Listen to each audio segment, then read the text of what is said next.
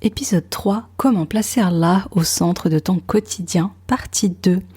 Hey, salam alaikum, bienvenue sur le Miracle Fajr Podcast, le podcast qui t'aide à avoir plus de sékina, de sérénité au quotidien. Ce podcast, c'est pour toutes les femmes musulmanes qui veulent reprendre leur vie en main, apprendre à se connaître, lâcher prise, tout en préparant leur vie après la mort. Je suis Oumaima et je partage chaque semaine des outils, des conseils, des astuces, mais surtout une bonne dose d'inspiration et de rappel pour être plus sereine et épanouie au quotidien et dans l'au-delà. Inch'Allah. J'ai une conviction, et cette conviction, c'est le fil rouge de tous les épisodes de podcast. Et si le bonheur appartient à ceux qui se lèvent pour le Fajr, je t'invite à prendre une délicieuse boisson chaude, de te mettre à l'aise et bonne écoute. Donc, la semaine dernière, je t'expliquais que si tu ressens un mal-être, une angoisse, quelque chose comme ça qui dure, la première chose à questionner, c'est ta relation à Allah. Parce que c'est par l'évocation d'Allah que les cœurs s'apaisent. Et il arrive que notre angoisse, que ce moment vraiment de on n'est pas bien, et ça dure, ça vient en réalité d'une baisse de foi. Bon, alors, les baisses de foi, c'est normal, la foi, on a des périodes où ça augmente, on a des périodes où ça baisse un petit peu, mais quand ça baisse, et puis on prend pas les choses en main, on fait pas les efforts pour se rapprocher d'Allah, pour augmenter notre foi, etc. Eh bien, notre mal-être, il grandit aussi, et ça va de mal en pire. Donc, parce que Allah subhanahu wa ta'ala nous a créés pour qu'on l'adore, et donc quand on est quand on avance vers cette direction-là, vers l'amour d'Allah, on est bien, et quand on s'en éloigne, on n'est pas bien. Donc on a vu aussi que la parole La ilaha illallah, celui qui la prononce avec la langue et qui en est convaincu avec son cœur et qui met en pratique avec des actes, le prophète sallallahu alayhi wa sallam promet le paradis. Donc celui qui atteste que La ilaha illallah, le prophète sallallahu alayhi wa sallam lui promet le paradis. Donc on a vu le hadith la semaine dernière. Et on a vu aussi l'exemple inspirant de ma chère maman pendant sa vie et sa manière à elle d'aimer Allah chaque jour. Voilà, donc vraiment, si t'as pas écouté le podcast, je te conseille de l'écouter avant d'écouter celui d'aujourd'hui. Ça va être plus intéressant. Et par rapport à ma maman, de toute façon, je t'invite vivement à lire mon livre, Inch'Allah, parce que c'est dedans où je raconte vraiment tout en détail. Aujourd'hui, on va parler du commerce le plus rentable, mais on va pas parler business, je te rassure, et on va faire un exercice d'écriture qui est simple et qui est efficace, Inch'Allah, pour changer de mindset sur tes blocages liés à ta relation avec le dîn. Donc voilà pour le programme du jour. Alors, parlons de commercer. En fait, il s'agit de commercer avec Allah subhanahu wa ta'ala. Il y a des gens qui vont être un petit peu obnubilés par le fait de gagner de l'argent, par combien ça va me rapporter si je fais ça, si je vends ça, etc. Et le commerce, c'est bien. C'était beaucoup de compagnons étaient commerçants. Il y a une belle baraka dans le commerce. Mais le meilleur commerce que tu pourras entreprendre dans ta vie, c'est celui que tu fais avec Allah. Et on va voir un petit peu ce que ça signifie. Et moi, franchement, ça me fait toujours sourire, ça me fait toujours vraiment parce que j'ai le sentiment que Omi, elle était à fond dans ce commerce-là. Parce qu'elle était toujours en train de gratter des hasanettes, de saisir une occasion pour choper une bonne action. Et ouais, c'est vraiment comme ça que je la voyais. J'en avais parlé un petit peu la semaine dernière, mais vraiment, quand j'y repense, quand on lui demandait un service, elle répondait rarement non. Elle cherchait toujours à répondre oui, à aider la personne. Quand elle rencontrait une personne, elle essayait toujours de lui transmettre quelque chose, de lui donner un conseil, de lui apprendre une invocation. Elle était là en disant vas-y, note, je connais une dua. Quand la personne avait un souci en fait et qu'elle dit voilà, j'ai ce problème là et tout ça, tout de suite elle dit je connais ce dua, Inch'Allah tu le prononces et ça va aller mieux. Tu fais ça, tu fais des prières, tu fais ceci, tu fais cela. Enfin, elle cherchait toujours à pousser les gens vers Allah, de pousser les gens à agir pour le bien. Et elle partageait des hadiths, elle partageait des histoires, etc. Mais tout le temps, c'était vraiment tout le temps. tout le temps, tout le temps, tout le temps. C'était sa deuxième nature de faire la da'wah, de transmettre.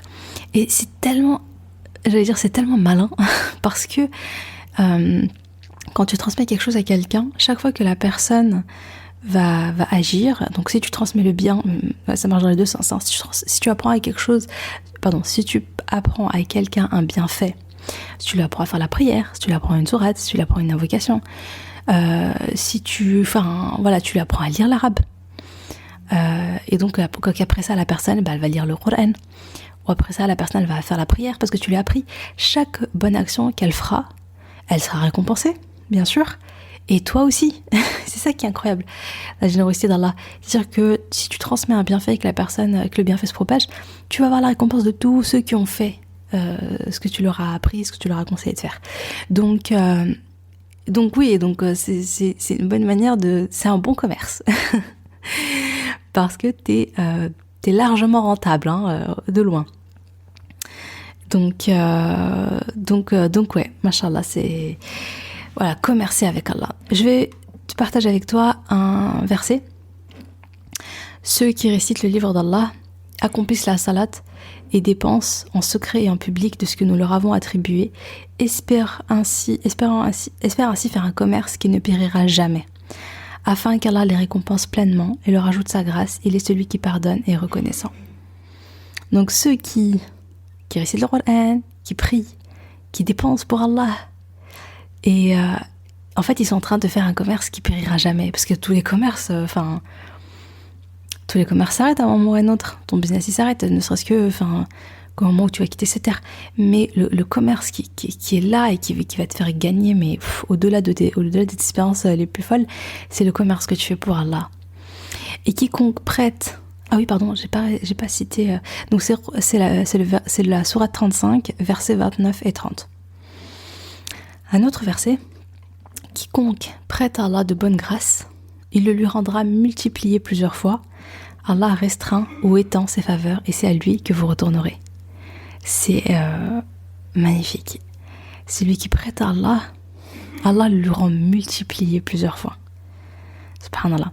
Parce qu'un prêt avec Allah, c'est pas un prêt contracté avec Allah, c'est pas comme celui que tu fais avec des gens. Parce qu'avec les gens, tu prêtes l'argent, la personne plus tard elle te le rend, et puis elle te remercie, et puis fin d'histoire. Quand tu prêtes à Allah, subhanahu wa ta'ala, finalement, tu donnes, par exemple, tu donnes une aumône, finalement, tu n'as donné que ce qu'Allah lui-même t'a donné, parce que franchement, tout ce que tu possèdes, même si tu peux te dire, oui, mais j'ai travaillé dur, je me suis levée tôt, j'ai fait mes études, ou je me suis lancée, j'ai pris des risques. Oui, mais c'est qui t'a donné la santé ? Parce que si t'étais malade, tu sortirais pas de ton lit, tu pourrais rien faire. C'est qui t'a permis de rencontrer peut-être les bonnes personnes pour faire ce que tu fais ? C'est qui t'a permis d'apprendre les choses dont tu as besoin d'apprendre pour pouvoir faire ce que tu fais, etc. Finalement, ce que tu possèdes, ça vient d'Allah, c'est un cadeau d'Allah, c'est un bienfait d'Allah. Et toi, donc, Allah, il te donne. Et dans ce qu'Allah, il te donne, toi, finalement, tu vas donner pour Allah. Et Allah, il te dit qu'il multiplie les gains de ce prêt. Allah, il multiplie ce que tu as donné pour lui. Il te pardonne tes fautes parce que tu l'as fait pour lui. Et alors qu'en plus de ça, Allah n'en a même pas besoin. Et il te récompense. Et en fait, t'es gagnant, mais à un point de dingue. Ouais, subhanallah. Donc, et ça, c'est vrai que l'aumône, c'est très très particulier. L'aumône, les bienfaits de l'aumône sont vraiment immenses. Et moi, c'est un conseil au passage que je te donne, petite parenthèse, c'est qu'à chaque fois que dans ta vie, tu sens que t'es bloqué, que ça va pas, il y a quelque chose qui va pas, je te conseille vivement tout de suite d'invoquer Allah et tout de suite de faire une aumône. Subhanallah, parce que vraiment l'aumône, c'est un acte qui est aimé d'Allah et qui a plein de bienfaits. C'est-à-dire que Allah il t'apporte beaucoup de récompenses. Moi en fait c'est un peu par expérience parce que il m'était arrivé d'avoir en fait subhanallah comment expliquer ça, je suis pas rentrée dans les détails, mais il m'est déjà arrivé en fait d'avoir soit des soucis, soit des choses que je voulais mais que je n'obtenais pas. même si j'invoquais Allah. Et une aumône, j'ai eu le sentiment, hein, c'est mon point de vue après, mais j'ai eu le sentiment que l'aumône que j'avais fait, elle a débloqué une situation. C'est-à-dire que ce que je voulais, je l'ai eu, etc. Subhanallah. Donc voilà, petite parenthèse. Et puis, donc commercer avec Allah, c'est aussi sourire. Sourire à... Voilà, tu rencontres ta sœur musulmane et puis tu souris. Le sourire est une aumône. Et je dis sœur musulmane, mais même si c'est une femme qui ne l'est pas, bien sûr. Lire une lettre du Coran, ça te rapporte 10 hasanat. Donc quand tu lis le Coran, là t'es en train de commercer, t'es en train de gagner des hasanat. Si tu apprends une invocation, si tu apprends, oui, ce que je disais, donc si tu apprends à quelqu'un une invocation ou voilà, un acte de bien, à chaque fois que le fais, tu as la récompense. Et ouais, c'est vraiment pour ça que ma mère, moi j'ai toujours le souvenir de petite, elle donnait des cours, jusqu'à la fin de sa vie, subhanallah. C'est juste elle s'adaptait, donc je me rappelle quand elle faisait donner des cours d'arabe à la mosquée pour les jeunes filles. Et d'ailleurs, après la mort de ma mère, une amie m'a contactée pour me dire, Oumaima, elle me dit, ta mère m'a appris à lire. Elle m'a dit, ta mère m'a appris à lire l'arabe. Et aujourd'hui, elle est maman, donc elle lit le Coran. Donc ma mère a la récompense à chaque fois qu'elle lit le Coran.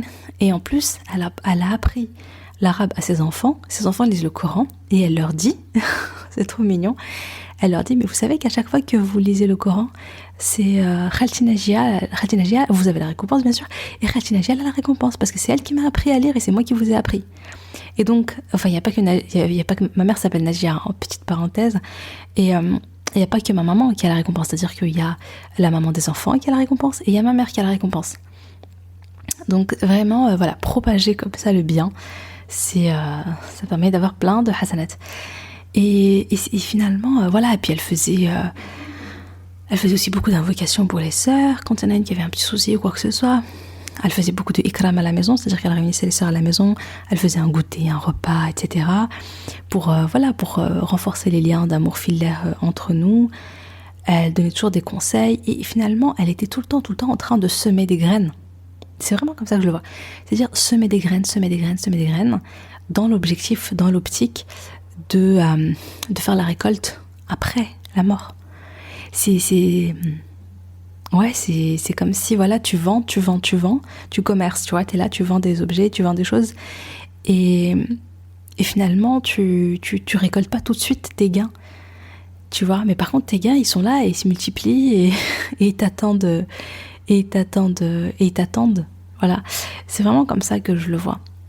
Et du coup, ce que je te propose de faire, c'est de prendre quelques minutes pour t'interroger et te demander, mais moi, qu'est-ce que je peux faire pour commercer avec Allah? Qu'est-ce que je peux faire pour être aimé d'Allah? Qu'est-ce que je peux faire pour obtenir son amour, pour obtenir le paradis? Prends quelques minutes, pose-toi la question et note tout ce qui te vient à l'esprit. Et commence dès aujourd'hui. Et ne néglige pas les petits actes. Des fois, on se dit, ouais, mais j'aimerais tellement faire... par exemple, oui, j'aimerais emmener mes parents à la Mecque.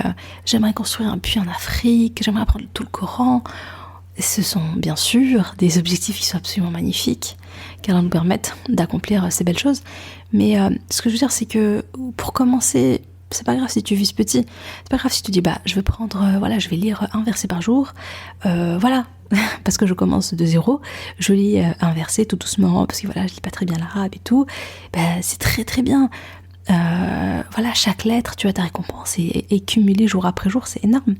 À chaque fois que je vais rencontrer une sœur, je vais lui sourire, comme ça j'ai la récompense, j'ai l'aumône, etc. Et vraiment se dire, ou bien quand je vais, ma voisine elle est enceinte, je vais lui envoyer, je sais qu'elle a envie de tel plat, je vais lui faire, et finalement c'est comme ça que tu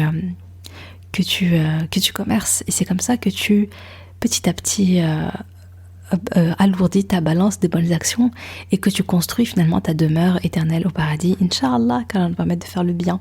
Donc voilà, pose-toi et écris ce qui te vient à l'esprit. C'est bien d'écrire, parce que ça permet de mettre les idées au clair, ça permet de voir qu'est-ce que je peux faire tout de suite, qu'est-ce que je peux faire plus tard, ça permet de clarifier les choses, et puis ça te permet, en fait, quand tu écris les choses, moi je suis à fond sur l'écriture, tu verras, je pense que tu le sais déjà, peut-être si tu me suis un petit peu sur les autres réseaux sociaux, je suis une fan de l'écriture. Je trouve que ça permet, quand tu mets les choses noir sur blanc, tu fais déjà un pas vers ces choses-là. Tu vois, moi les objectifs je les note et je les renote et je les re-renote. Je les écris même régulièrement parce que ça permet de les ancrer et de leur donner de la valeur, de l'importance. C'est pas juste des idées que dans ta tête, oui un jour je ferai ça, voilà.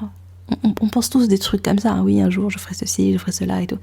Non mais ce qui compte c'est concrètement, tu fais quoi là maintenant? Qu'est-ce que tu vois? C'est bien d'avoir des objectifs long terme, hein. Je dis pas d'avoir une vision, c'est ce que je fais. J'ai des objectifs comme ça sur le long terme, mais c'est très très important aussi de noter les petites choses à accomplir et de s'y mettre tout de suite. Donc maintenant parlons de mindset. Donc le mindset, qu'est-ce que ça veut dire? Donc le mindset, c'est un mot en anglais, et ça signifie état d'esprit. Le prochain épisode va être sur ça va être le... C'est quoi déjà mon titre du prochain épisode? Je crois que c'est le Muslim Mindset à développer pour être épanoui dans sa vie. Quelque chose comme ça, hein. Ne m'en veux pas si c'est pas exactement ça. Mais le mindset, c'est super... Moi, j'ai découvert cette notion donc il y a quelques temps quand je me suis intéressée un petit peu au développement personnel. J'entendais mindset. Et c'est vrai que j'étais très intriguée, en fait. Donc, on en parlera plus en profondeur la semaine prochaine, Inch'Allah. Mais grosso modo, c'est toutes les croyances que tu as et l'impact que ça va avoir sur toi. Est-ce que c'est clair? Non, je crois que c'est pas très clair ma définition. Grosso modo, si tu es convaincu, l'importance en fait, c'est très important d'avoir un bon mindset, parce que si tu es convaincu d'une chose, finalement elle devient vraie pour toi. Par exemple, si tu crois que faire du sport c'est dur, c'est fatigant, t'aimes pas ça, c'est pas fait pour toi, ben tout ce que t'as pensé, si tu en es convaincu, ben ça devient ta vérité. Et t'auras du mal à faire du sport. Mais si tu crois que tu es convaincu que tu aimes faire le sport, que tu te sens légère après une séance de sport, que ça te fait du bien, bah t'auras hâte de faire tes séances et tu vas les faire, quoi. Ça sera pas dur. Si tu crois que te lever tôt, c'est trop dur, c'est trop fatigant, c'est galère, c'est pas possible pour toi, et bah ça sera le cas. Mais si tu crois que c'est facile, que t'as trop hâte, que t'aimes trop ça, et bah ça sera aussi une vérité pour toi et ça sera une facilité pour toi de te lever tôt. Finalement, le mindset, c'est un petit peu ça, c'est-à-dire comment je vois les choses, c'est quoi mes convictions, c'est quoi mes croyances. Et donc moi je prône depuis le début de tout ce que j'ai communiqué. Je me rappelle au départ quand j'ai lancé ma première page Facebook, je l'avais appelée de Muslim Mindset, parce que on doit développer un certain état d'esprit, on doit développer une certaine force mentale, psychologique, une certaine détermination, mais aussi un certain lâcher prise. Enfin, il y a des traits comme ça qui, je pense, sont très importants dans la vie à avoir. Mais bon, c'est quelque chose vraiment qu'on abordera la semaine pro, Inch'Allah. En tout cas, pour changer de comportement, il faut commencer par changer de mindset, il faut commencer par changer d'état d'esprit. Et c'est vraiment, vraiment important. Et c'est testé et approuvé. Hein. Là, ce que je dis, c'est... Subhanallah. Vraiment... à un moment, tous les textes que j'écrivais, je signais en disant « Change de mindset, tu changes d'avis, bi'inillah ». C'est tellement vrai. Quand tu changes de ta manière de penser, quand tu changes tes convictions, tes croyances, ton comportement change. En fait, ça se suit. Et moi, j'ai énormément changé de choses, changé de comportement, changé d'action, parce que j'ai changé mon état d'esprit, j'ai changé ma manière de penser, j'ai changé mes pensées. Subhanallah. Enfin bref. Ce que je voulais dire, donc, c'est que certains pensent que adorer Allah, ça se fait uniquement pendant les prières, pendant le mois de Ramadan, ou lorsqu'ils ouvrent le Coran. Ça, c'est un certain état d'esprit. D'autres se disent ou moi je vois que des contraintes dans la religion, voilà, il y a que des interdits, etc. Ils voient pas en fait l'immense rahma d'Allah qui se cache. Ils voient pas que c'est parce qu'Allah, c'est par amour pour nous, parce que Allah subhanahu wa ta'ala nous connaît mieux que personne, c'est lui qui nous a créés. Il sait du coup ce qui est bon pour nous, et c'est ce qu'il nous demande, en fait tout ce qu'il nous demande de faire, il y a énormément de bienfaits pour nous, et dans tout ce qu'il nous demande de nous éloigner, tout ce dont on doit s'éloigner, finalement c'est pour nous éloigner d'un grand mal, parce qu'il y a, c'est pas bon pour nous. Mais voilà, certains ne vont voir que les contraintes, ne vont pas voir tout l'amour qu'Allah subhanahu wa ta'ala a et tous les bienfaits qu'Allah subhanahu wa ta'ala nous donne. Certains ne vont ressentir que la peur. Ouais, et qui vont avoir un discours de, par exemple, fais ça sinon tu vas aller en enfer, fais ça parce que sinon tu vas être châtié, etc. Bien sûr, l'enfer existe, bien sûr, le châtiment existe, mais certaines personnes ne vont pas faire les choses avec cœur, avec envie, avec amour pour Allah, avec espoir, en recherchant son amour, etc. Ils vont être simplement dans la crainte. Et tout ça, finalement, on a une vision. En fait, on ne se rend pas compte. Là, ce que je veux te faire comprendre, c'est qu'on ne se rend pas compte, mais on a on a une vision de notre relation à Allah. On a une certaine vision de notre relation à la prière. On a une certaine vision de notre relation au Coran. On a une certaine vision de la religion. Et parfois, ça peut être, je sais pas, notre entourage ou un prof qu'on a eu ou des choses comme ça, ou je sais pas. Mais parfois, cette vision peut être limitante, peut nous limiter, peut nous bloquer et peut parfois nous empêcher d'avancer pleinement, d'avancer avec sérénité, d'avancer avec apaisement. J'espère que tu me suis. Donc là, je t'ai donné un petit peu des exemples pour te montrer que parfois on peut avoir des visions, voilà, comme ça, qui nous restreignent. Et or, tu peux changer d'état d'esprit, même par rapport à, voilà, tu peux changer d'état d'esprit par rapport à ton dîn. Tu peux dire, par exemple, je veux qu'Allah subhanahu wa ta'ala, je veux en faire mon confident, je veux être proche de lui, je veux lui parler, je veux l'aimer, je veux lui demander son soutien, je veux trouver du réconfort auprès de lui. C'est comme, voilà, c'est comme pour le fajr. C'est-à-dire que je disais, je crois que c'était dans le premier podcast, plutôt que de te dire, voilà, se lever au fajr c'est fatigant, c'est dur, mais j'ai pas envie, je dois me forcer, j'arrive pas à trouver le temps, enfin voilà, comme si finalement adorer Allah subhanahu wa ta'ala c'était insurmontable. Tu peux plutôt te dire, je vais cultiver un mindset, un état d'esprit de mais j'ai envie de prendre du temps pour Allah, j'ai envie de méditer face au Coran, je veux profiter de chaque occasion de me faire aimer d'Allah, je veux être proche de lui. La prière, c'est un moment où je me ressource, ça me fait du bien. Tu peux changer les pensées que tu as par rapport à ça pour que tes adorations soient des vrais moments d'adoration, de méditation, de moments de plaisir, de sérénité pour toi. Par rapport donc à cette histoire de mindset, de croyance, etc., ce que je t'invite à faire, donc ça c'est l'exercice d'écriture du jour, je t'invite à noter tes croyances négatives, tes croyances limitantes que tu as, mais dont tu n'as pas forcément conscience, parce que les pensées elles sont là, elles sont en automatique, elles nous viennent comme ça, et puis on a tendance à être très attaché à nos pensées, à croire tout ce que notre tête nous dit, on ne les remet pas en question. Et finalement, on se rend pas compte que parfois c'est ça qui fait qu'on a un petit peu du mal à faire un acte, ou bien qu'on a du mal à savourer un acte d'adoration, etc. Parce qu'on a des pensées négatives liées à ça, mais dont on n'a pas vraiment conscience. Donc, tu prends un carnet, un beau carnet, un stylo, et réponds à la question, très simplement, mais qu'est-ce qui me bloque pour nouer une relation avec Allah? Qu'est-ce qui m'empêche d'avoir une belle relation avec le Coran? Qu'est-ce qui m'empêche de savourer mes prières? Et de noter en vrac toutes les pensées qui te viennent, vraiment de lâcher prise. Et ne t'inquiète pas, personne ne va te lire. Si tu veux, à la fin, quand tu as fini l'exercice, tu déchires la page en 1000 morceaux et tu la jettes. Mais vraiment, écoute un petit peu ce que te disent tes pensées, écoute un petit peu ce qu'il y a dans ta tête, écoute un petit peu... voilà, tout ce que tu ressens, etc. Au passage, je te conseille de faire cet exercice.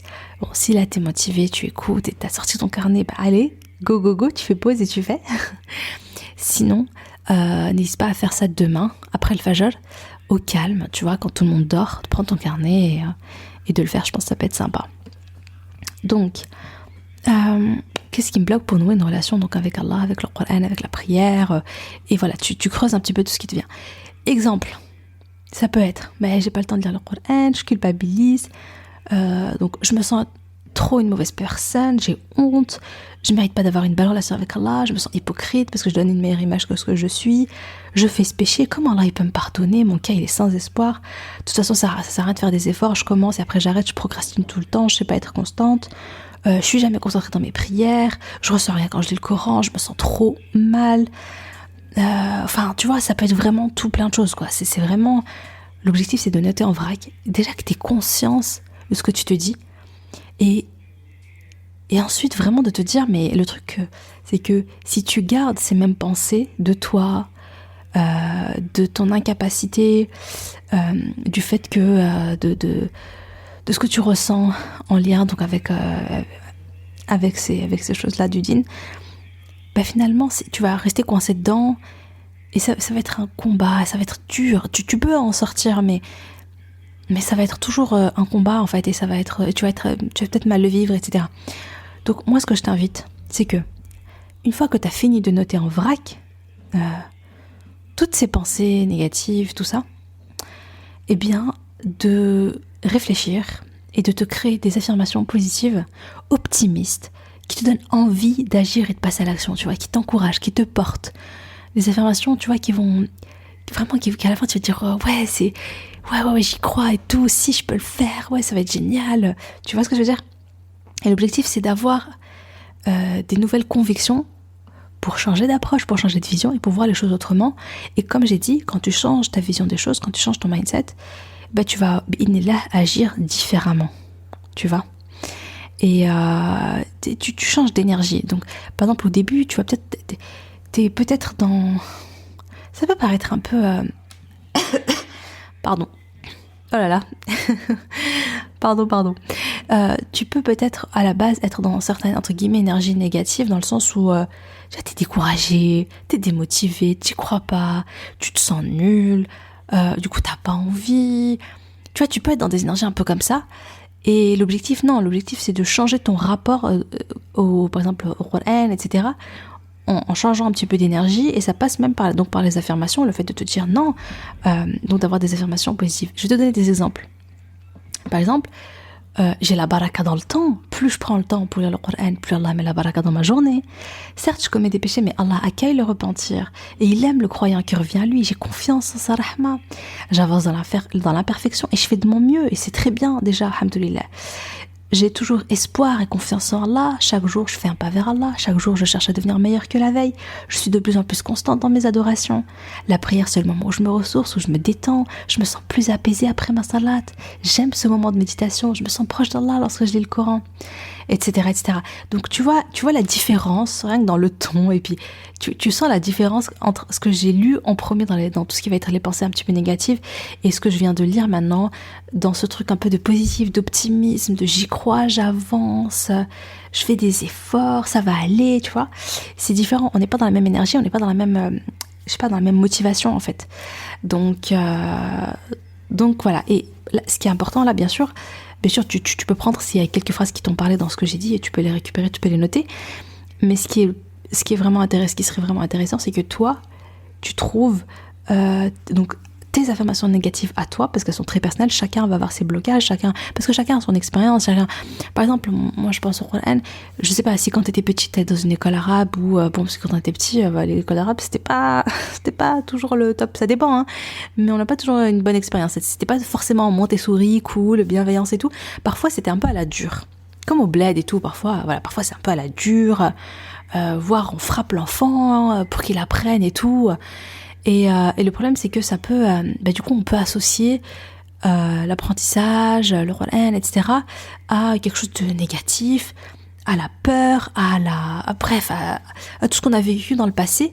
Et on est bloqué dedans. Et du coup, on se rend pas compte qu'aujourd'hui, même si on essaie de se motiver, etc., on a du mal, on a du mal à être régulière, etc., etc. Finalement, ça nous bloque. Voilà, et le fait de faire ce travail, Inch'Allah, l'objectif c'est de trouver un petit peu tes points de blocage et de les shifter, de les changer. Et à partir de là, d'invoquer Allah pour qu'il t'aide à changer d'état d'esprit et de comportement. Parce que, bon, ce que je te donne, c'est un exercice que j'aime trop, hein, que j'aime bien et tout, mais c'est une cause, hein, c'est un outil. C'est une cause, et finalement, c'est toujours Allah qui apporte les changements dans ta vie. Et tu places ta confiance en Allah, et c'est à lui que tu lui demandes de l'aide pour qu'il vraiment il t'aide, quoi. Et alhamdoulilah, tu as une bonne intention, tu t'es motivé, il n'y a pas de raison pour que ça fonctionne pas, bien au contraire. Ensuite, ce que je te conseille, c'est de répéter tes affirmations tous les jours, de les répéter, franchement, de les répéter, déjà si tu répètes une fois par jour, c'est top, genre le matin, au réveil, après tes invocations du réveil, répète-les tout de suite après, parce que t'as l'esprit un peu, t'as l'esprit frais, tu dis, Inch'Allah, ça rentre facilement. Donc voilà, mais quand tu les répètes avec conviction, hein, d'accord. En mode vraiment, ouais, tu sais, t'es là, t'es pleine d'énergie, t'es content, t'es motivé et tout. Donc voilà, en tout cas, qu'est-ce que je voulais dire? Donc voilà, donc fais cet exercice et j'espère que ça te sera vraiment utile et que tu vas vraiment kiffer. N'oublie pas que tu peux télécharger le guide complet du Malak al-Fajr, celui où je te partage mes 7 techniques infaillibles pour te lever facilement au Fajr bi'idhnillah, ainsi que le plan d'action étape par étape pour démarrer ta routine Fajr en 7 jours, Inch'Allah. Donc pour conclure, on arrive à la fin. J'ai bien fait de faire le podcast en 2 fois parce que franchement 30 minutes il aurait duré 1 heure. Bon, je trouve que ça fait un petit peu long, 1 heure, je sais pas pour toi, hein. Tu peux me dire si t'aurais pu m'écouter 1 heure en une seule fois. En tout cas, j'espère que le podcast t'a plu, et si c'est le cas, si tu veux me soutenir, m'encourager pour continuer les podcasts, parce que c'est pas toujours facile, c'est un petit combat, franchement, mais je suis ravie de le faire, honnêtement, j'aime trop ça. N'hésite pas à mettre une note de 5 étoiles sur ta plateforme d'écoute et de me laisser un commentaire, ça me ferait vraiment plaisir de te lire. Tu peux aussi envoyer le podcast à tes copines, Inch'Allah. Voilà, sur ce, je te dis à jeudi prochain.